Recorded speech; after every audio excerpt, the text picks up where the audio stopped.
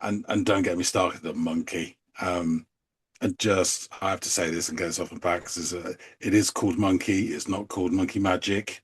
All right.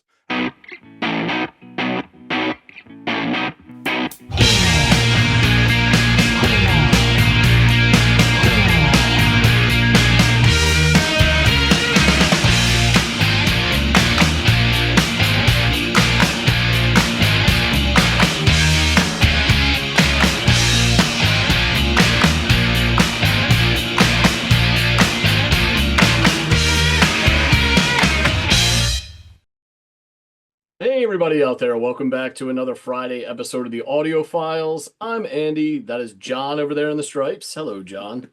And as mentioned, today's Friday, which means it is an episode devoted to a viewer suggestion. One of you lovely folks out there posited this track on one of our many previous episodes. Specifically, this one came from a one Dagenham Dave, USA. And it came on our Green or Red You Couldn't Get Arrested episode. Which wasn't that too far back in the annals of time when we did that one. So, Dagenham, it is your day at the plate. John, this is for you to go off and give a listen to. The track is Ass Ponies.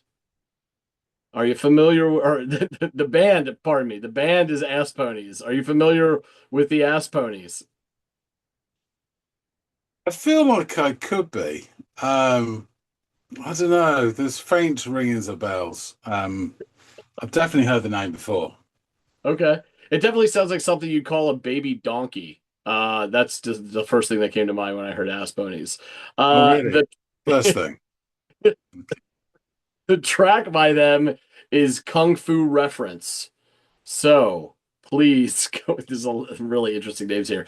Ass Ponies, Kung Fu Reference by our friend Dagenham Dave, USA. Please go off, give this track a go, John, and come back and let us all know your thoughts. You lucky?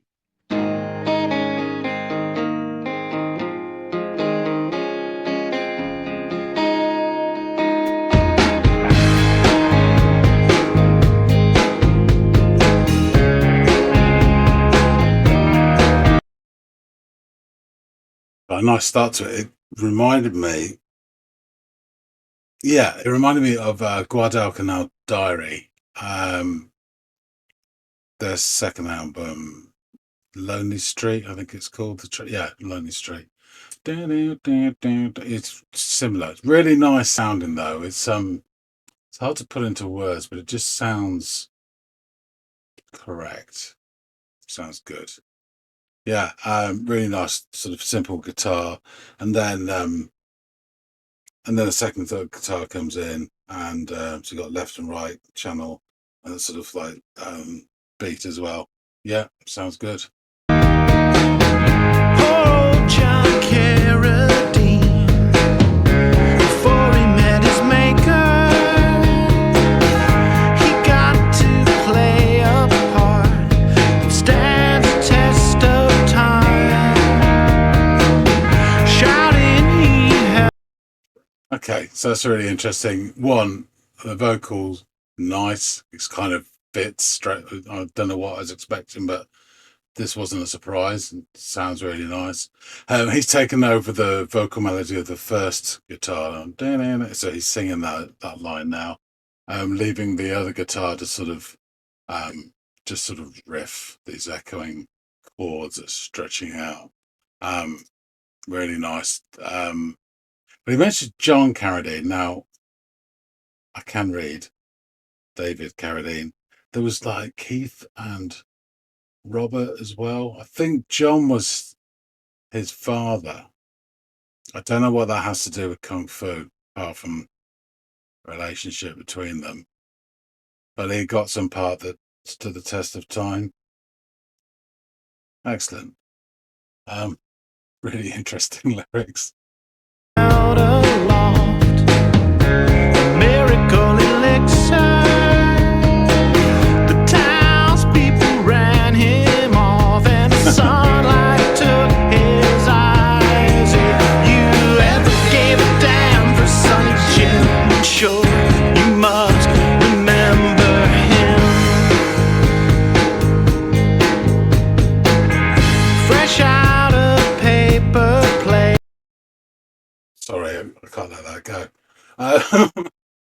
So if you ever gave it down for Sonny Jim, I'm sure you must remember him. Really nicely delivered, and there's like a second vocal in there giving it some, and then it sort of that staccato, the second line delivery for the second line. It was Sonny Jim. Now, I was only a youngster, but I seem to remember James Callahan's nickname was Sonny Jim. I do remember the Winter of Discontent as a small child. And before that, rolling blackouts and all the stuff in the mountains of rubbish and garbage, I believe. Andy would say, yeah. But I also know, this is from the depths of my useless mind, that Sonny Jim, I think, is an advertising reference, like a character, something to do with breakfast cereal, I believe. I'm sure it's an advertising thing. So whether I don't know how the hell that relates to this or kung fu. it's rich with imagery. I mean, just the thumbnail here. I remember being sat down by my father and one of my uncles because they were repeating kung fu. It would have been the late 70s. It would have been around the time of Winter of Discontent as well. And they were super excited for me to see this show. Yeah. Oh, okay. Let's rewind a little bit because there's something interesting going on there. Actually, let's see if we can catch in the chorus out there.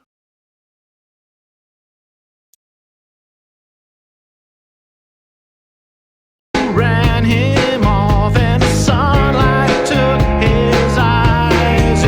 You let's gave it down for Sonny Jim. I'm sure you must remember him.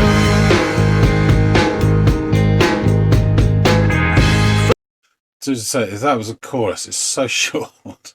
It's kind of odd, but pleasingly odd.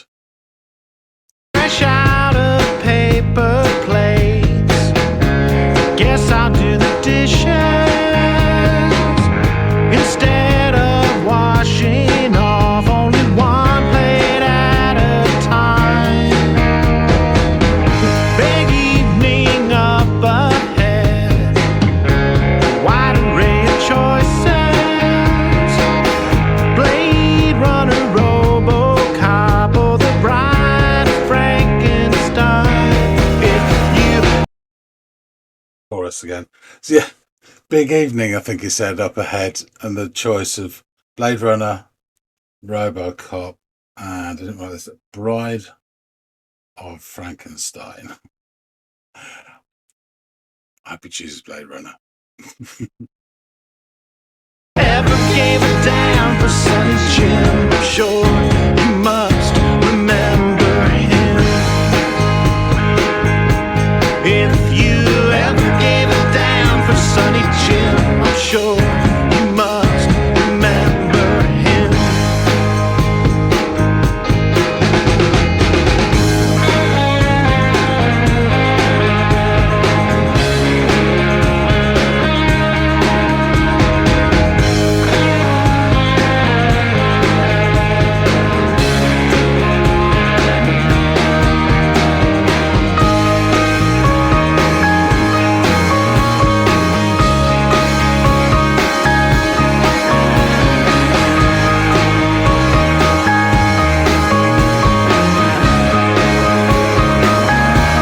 If you ever gave it down for Sonny Jim, I'm sure.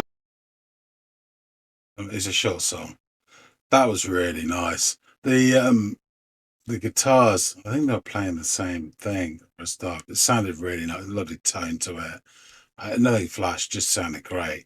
But those keys coming in, they were beautiful, and they had a touch of fragility to them as well. And it let one of the guitars do that, sort of like this counter melody underneath it. Really nice.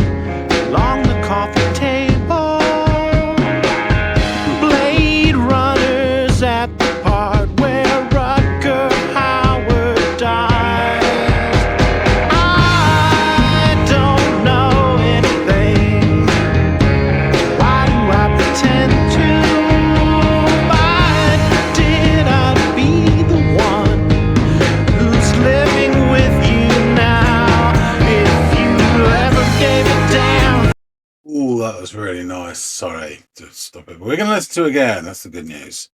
So I got Blade Runners at the part where Rogar is dying, which is that epic scene. I've seen things you people wouldn't believe. Attack ships on fire off the shoulder of Ryan. Blah, blah, blah. Yeah, really, really nice. Oh, that's so cool. But then that's the bit after it. Because you got the bit before it as well. So something about toy soldiers on the coffee table. That really is sort of like a glimpse of like a childish imagination. You get these strong feelings of nostalgia from this, I think. And everything about the dishes and the plates and all that. Well, there's some sort of comfort, laughingly called domestic bliss, but just the minutiae of your life. Yeah. Then it says, oh, he doesn't know anything, and if he was, he'd be the one you're living with. That's really sad. All right, let's just hear it again. I think.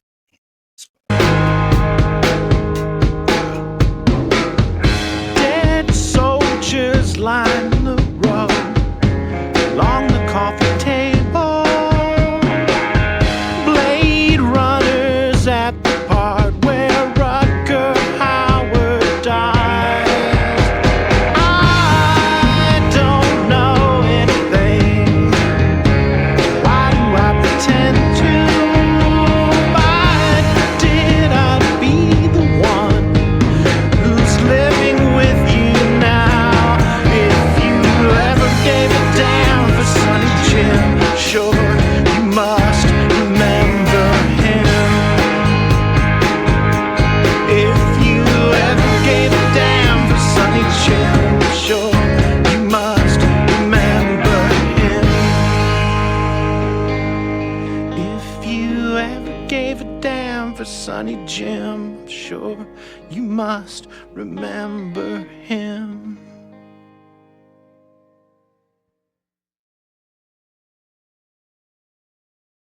Really enjoy that. There's a bit there where he was singing that last verse, where his voice just went. They hit that first which was nice, but then he did another bit, and his voice just for a second, it sounded a bit sort of Michael Stipe, the way it was kind of breaking and coming through. Yeah, I've got to listen to this again and some other stuff by It's Ponies. This is really nice. Enjoyed it. There's nothing sort of fantastical, wonderful, blow your socks off. It's just really good sounding, really enjoyable, and just lots of interesting stuff within the lyrics. I do not know what the narrative is in this at all, but that doesn't really bother me because I really enjoyed the song. I will listen to it again and again and perhaps find out what the hell is going on, or not. Or I could just ask somebody else. And I think we know who that person is. So let's go back and get into all the nitty gritty about this with Andy. All right, so you've returned from your kung fu lesson. What did you make of this track kung fu reference by Ass Ponies? Yeah, I think I have quite a fondness for sometimes deliberate and sometimes not mispronouncing stuff. So, in the spirit of that, I would say this was a veritable potpourri of sort of references and sort of triggering words. This whole thing was, really interesting listen. So, immediately, let's get out of the way. The thumbnail, it brings about on a flashback, which is appropriate because the TV show that it references is full of them. Somewhere around 1979, 78, 79, the repeat of the first series of Kung Fu was being shown on British TV, and both my father and my uncle Raymond were very excited for me to see this because I think it was on in the earlier 70s originally. I've been too young to watch it in 72, 74, whatever. And they were really keen going on about how great show it is, and then they're building it up and complete with these cod and frankly racist impressions of Master Po saying grasshopper or a mispronunciation thereof. Yeah. Um, I do remember watching it at the age of 8 or 9 and not really appreciating it as a kid and thinking to myself, the water margin's better. Um, and don't get me started on Monkey. And just I have to say this and get this off my back because it is called Monkey. It's not called Monkey Magic. All right. Anyway, so the song it starts with a guitar strumming and this melody. Within the first 6 8 seconds, it strongly reminds me, and then continues to do throughout the whole song, of a song by Guadalcanal Diary called "Lonely Street" on their Jamboree album. Um, it's a lovely song, and this melody is really similar. It's not the same, but it just is similar enough to keep triggering me. Mhm. So yeah, it's really nice sound and tone from the guitar. Drum beat kicks in, and the second guitar elaborates on the tune. And there is something about this sound which is hard to define in words, but for want of a better phrase, it sounds correct. Like it's all as it should be and it's there. And this isn't particular to this sound or genre. You can get it in a sort of shoegazy song or an indie song or whatever, and it just the sound is right for what they're doing, and this is it. In comes the singer, and he picks up the melody baton that's been dropped by the first guitar. And he stays on topic, and in the first line or two, he mentions poor old John Carradine. Now, I know because I can read, and I remember as well that the titular character from the TV series they're referencing is David. Um, I think that John Carradine is not the one I remember. I think that's his father, and I also remember there is a Keith and there's a Robert. There's loads of them. I do not know what the collective noun is for Carradines. Maybe a cameo of Carradines, or perhaps a callback Carradines. I don't know. Anyway, from the lyrics, it seems that he got his part that stood the test of time, whatever that was. Only then for the townsfolk to run him off and the sunlight to take his eyes. So I think we're crossing over into like Hammer Horror or something. I don't know what the hell's going on there. Really interesting. So while this intriguing narrative unfurls, we do have expansive guitar in the left channel, kind of striking poses with these sort of chords that stretch out like ink drops on water, feathering away. While in the right channel, um, the guitar, that's one's doing like really pretty sort of coloring in, intricate and just really nice. And the two of them again are working really well together. Um, the next part, which was repeated several times, must be the chorus. It's quite striking, but really brief for a chorus to have like 2 lines. Interesting. And then he sings, "If you ever gave a damn for Sonny Jim." I'm sure you must remember him. Now, again, this is a triggering phrase. In my mind, Sonny Jim is a really old-fashioned phrase used for somebody who is carefree and light of heart and perhaps not even thinking about consequences. I do know vaguely from my memory around that same time we were talking that it was used to describe a former prime minister of ours called James Callaghan. I can't remember any context as to why he was called that. I could only think it would have been ironic given the shitstorm of British politics that was going on there in the winter of discontent and bodies piling up in the streets outside morgues and mountains of rubbish or garbage, as you'd say. Yeah, it got so bad that people thought it was a good idea to give Thatcher a go. That's how bad it was. So yeah, but I have dimly in the sort of vague recesses of my mind that this is to do with advertising, like so many phrases were, and this is a marketing character for a breakfast cereal, and that's as much as I can remember. But that would get me a wedge on Triple Pursuit, so that's all I need to know. All this is longhand for I do not know why he said the words Sonny Jim at all. I really got to it. I knew we But were it getting is, this book on. it is delivered very pleasingly. so additional vocals come in for the first line, and then just as it gets to Silly Jim, it's sort of staccato delivery. The second line, it's rhythmic and again really nice, and then it's done, and we're on to the second verse. And this is odd. The sort of content of this is this lovely scene of domestic bliss, debating single-use dinnerware versus the classic ceramic option, and the application of a multiple unit washing schedule. Um, Again, I'm not sure what any of this means, except maybe it's a genuine peek into domestic bliss, or at least the sense of some sort of comfort of your own home or routine. I do get this feeling of like a nostalgia sort of comfort blanket going on somewhere in Yeah. this. Yeah. But anyway, apparently it's a big evening ahead because we are spoiled for choice. Blade Runner, RoboCop, or Frankenstein, Bride of Frankenstein. And I do say, said in the reaction, I hope he chooses Blade Runner. Um, I remember my dad telling me that there was a new film out that was sci-fi. He loves the sci-fi stuff, and he loves his Philip K. Dick as well. And so he took me along to see it at the cinema, and I was blown away by Ridley Scott's vision of the future. And I remember as a kid really looking forward to the year 2019 when all this would happen. Imagine my disappointment. Anyway, All we got was COVID. exactly.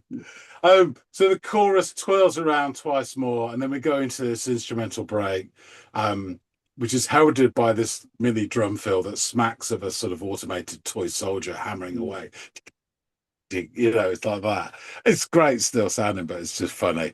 And again, I get this feeling of comfort. The guitar riffs, um, they're kind of riffing on that main chorus stroke vocal melody and making but the tone of it sounds great. And I believe two guitars are mostly playing in sync.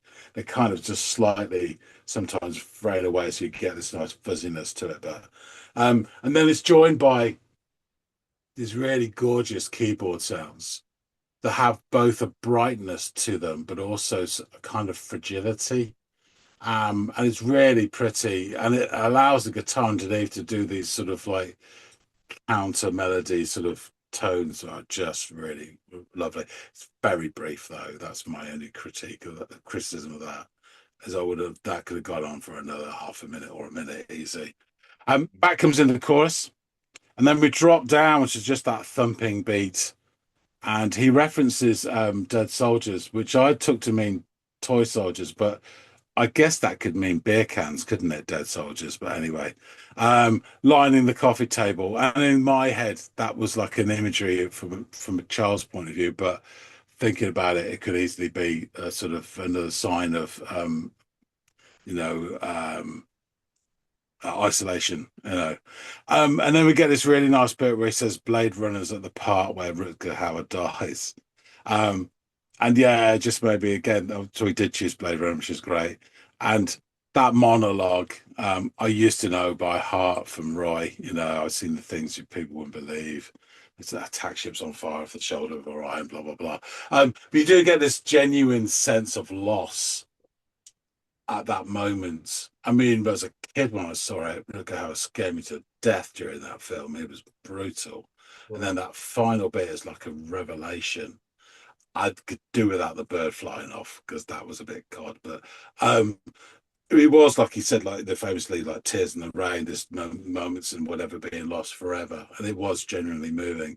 And that was just interesting how he referenced that. And then the last verse, again, that this really was the most interesting part of the song because it kind of all skips from this weird stuff to this almost there's like a part of the curtains and you actually see what he means of talking about. And it's like, I don't know anything. And he really hits that eye. Why do I pretend to? If I did, I'd be the one who's living with you now. So again, that's sort of really put into me this amongst all this sense of nostalgia, but loss as well, actually. It's just a really powerful last verse. We roll through the chorus a couple more times, and then the last time it's like really gently sung with just the dying notes of the guitar, and then it's out. So yeah, overall, I really enjoyed this. I thought it was a lovely sort of vibe to it. delivery. There's a bit in the I can't remember who it was now. I think in that final verse where he's singing, where his voice sort of not quite breaks but carries through, and he almost sounds a bit like Stipe at that point. Really interesting. But yeah, so I'm not sure about the narrative or the meaning. I'm quite comfortable with that. I think multiple listens, but I thought overall the song was excellent. I was really impressed by it. So yeah, winner, chicken dinner.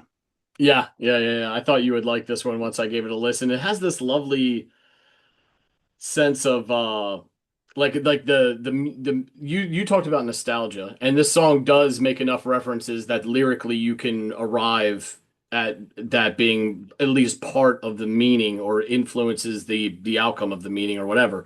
But the music puts you in a headspace where you're almost ready for something nostalgic because it itself has this, and I don't know if it's just me or whatever, but because of it's an Americana type sound to it that I think instantly conjures that anyway, at least amongst me and my fellow Yanks. I don't know if it translates or not, but that is something that sparked in me just from the first strum. And it was like, oh, okay. And then you start piling on these either through the eye of a child or through the eye of an adult looking back at their childhood references, and it all kind of makes sense and becomes instantly that much more engaging. So yeah, it was a really big hit for me as well. I loved giving this song a go, and I was looking forward to hearing your perspective as well. So yeah, let's get into the Ass Ponies, right? Um, they are an indie rock band based from out of Cincinnati, Ohio. Their sound combines rock and country into an off-kilter blend of Americana music. The band is that as featured on this track and the album on which it features consists of Chuck Cleaver on vocals and guitar, Randy Cheek on bass and backing vocals, Bill Alitzhauser on or Alex Hauser, perhaps, guitar, slide, banjo, backing vocals, and Dave Morrison on drums, keyboards, and also backing vocals. They were formed in '88 from members of Ohio band The Libertines and Midwestern band Gomez. The group was active for 17 years, releasing 6 studio albums from 1988 to 2005. That's so strange how they would both they would have bands called the Libertines and Gomez, which are big British bands, they're knocking around within that area, surprised it wasn't like the Sex Pistols and the Rolling Stones as well. You Right. know?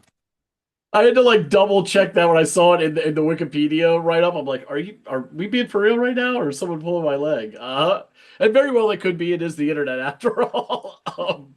So they've gone on national tours with bands such as Pavement, Throwing Muses, and Possum Dixon. Now I don't know if those are doppelganger versions from another part of the world, or those are the actual real deal Pavement, Throwing Muses, and Possum Dixon. But there you I have could it. see them playing with Pavement, definitely. Yeah, Yeah. that totally checks out. Now that you've exposed me to a bit more Pavement, that totally checks out. They went on hiatus in 2005 after releasing the compilation album The Okra Years.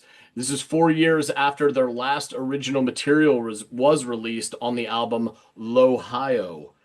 More importantly, it appears that the core band members are focused on new projects. So new Ass Ponies output seems unlikely anytime soon. However, the band played 2 shows at the Woodward Theater in Cincinnati on Friday, November 6th and Saturday, November 7th, back in 2015. It would make sense that it would be in their hometown city of Cincinnati, but just 2 days, and I suppose that's the last time they ever got together. If anybody else knows differently, please let us know down in the comments field below. This is a learning experience for both John and I, so I've only really done my homework on this. I don't know from personal experience. Of being like a fan of the band. The track we recommended today is featured on the band's last album, the aforementioned L'Ohio, released on June 12th, 2001 on Checkered Past Records. It was produced by Brad Jones, who also produced their previous album, Some Stupid with a Flare Gun.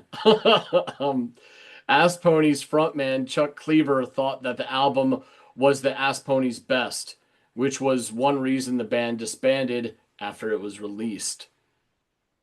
Kevin Oliver of Pop Matters wrote that the album provides ample proof of Ass Pony's natural progression into a kind of alternative universe country rock. In 2012, Ned Lanneman of the Portland Mercury called L'Ohio a dark, weird, marvelous album and a record of heartland rock that, for once, accurately reflected the state of the American heartland, one troubled by blight, marginalized by big box businesses, and pepped up on meth. Wow. Chris Harrington of the Memphis Flyer would write, time and time again, the Ass Ponies produce undeniable, almost classic rock structures, only to have Cleaver pull them in unusual, if not perverse directions.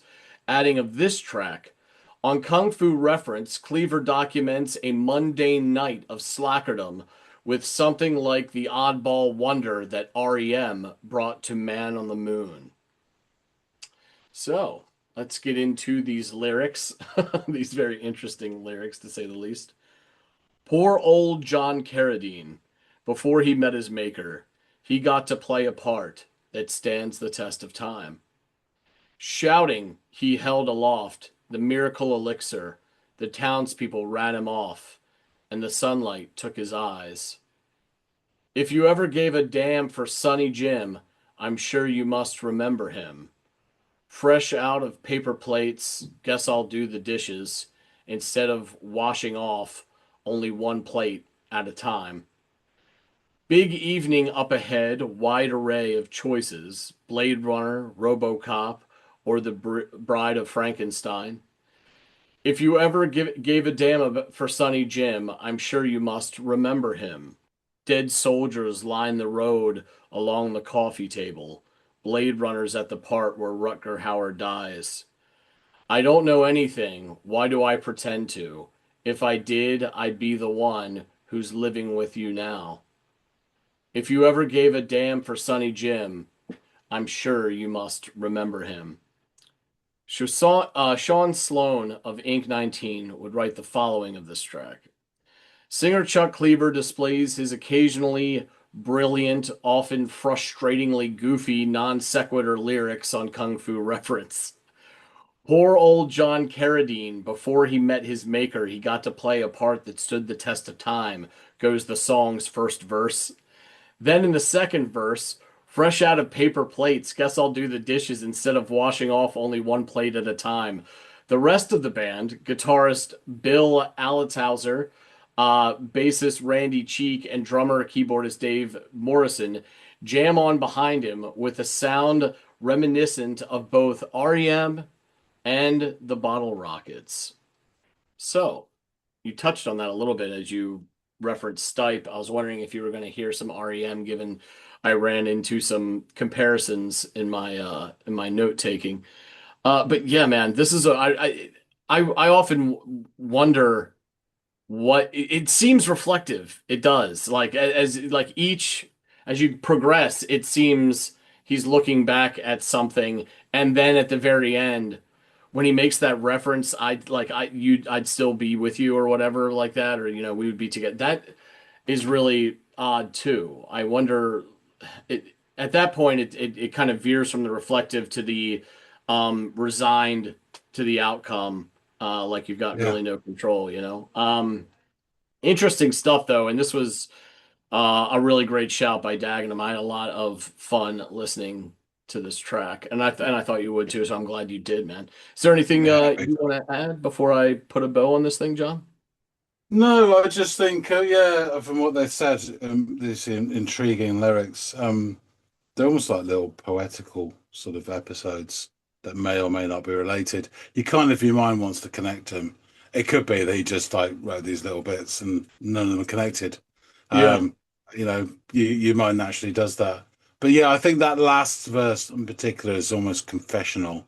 And it does kind of feel the difference between the other ones, which, as you say, are sort of, reflective, definitely, and nostalgic, or looking back at something on whatever viewpoint it's from. But this last one is, I don't know anything, and why do I pretend? And if I did, I'd be the one doing with you now. Yeah, Yeah, um, yeah. Begs the that's really, question, yeah, doesn't it? it's quite So, sad. well, I guess Dagenham Dave, USA, of course. If you know any more about these lyrics or the meaning of the song, or anyone else who happened to tuned in because they saw who we were doing and the song that we were doing, if you guys know more about the lyrical content or the meaning of the song, which even by like everything that I've seen that from writers is difficult to get at, please feel free to drop it down in the comments field below. We'd love to know more about it. Also, if there's other tracks by these guys that we should be checking out, probably sooner rather than later, given John seems pretty interested, and so do I. Shout those down below too. I mean, it doesn't seem like they've got a giant oeuvre of material out there. So please let us know what other tracks we should check out by these guys, because we'd be intrigued to do just that. Also, any other bands or artists, and songs you want to check out, we add them to the list or drop them, but we pull them from our comments field. So if you've got one in mind, please feel free to drop it in any of our videos. We get notified. We will add it. And please like, share, and or subscribe if you haven't done any or all of those things. That goes a long way in helping us at the channel. We really do appreciate it. So thank you so much in advance. And hopefully, John and I will catch all y'all in growing numbers on the next installment of the Audio Files. We'll see you later, guys.